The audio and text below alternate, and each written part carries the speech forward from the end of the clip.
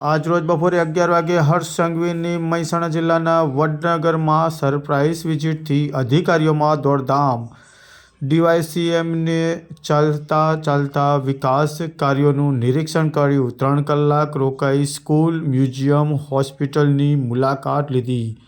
ગુજરાતના deputy CM હર્ષ સંઘવીએ આજે મહેસાણા જિલ્લાના વડનગરની અચાનક મુલાકાત લઈ સૌને ચોંકાવ્યા હતા। નોંધનીય છે કે આ મુલાકાત દરમિયાન તેમની સાથે કોઈ પણ પ્રકારની સિક્યુરિટી કે પોલીસ બંદોબસ્ત ન હતો, જેના કારણે મુલાકાત એકદમ સાદી અને નિરીક્ષકતાલક્ષી રહી હતી।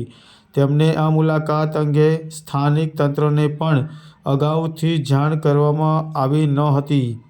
3 કલાક રોકાઈ સ્કૂલ, મ્યુઝિયમ, હોસ્પિટલની મુલાકાત લીધી। હર્ષ સંઘવી આજે સવારે 11 કલાકેના ગાળામાં વડનગર પહોંચ્યા હતા અને લગભગ 3 કલાક જેટલા સમયમાં તેમને અહીં વિતાવ્યો હતો। આ સમય દરમિયાન તેમણે વડનગરમાં ચાલી રહેલા વિવિધ વિકાસના કાર્યોનું નિરીક્ષણ કર્યું હતું। ડેપ્યુટી સીએમએ વડનગરના મહત્વપૂર્ણ સ્થળોએ પણ મુલાકાત લીધી હતી, જેમાં પ્રેરણા school, museum, civil hospital, BN high school, watch tower અને રેલવે સ્ટેશનનો સમાવેશ થાય છે।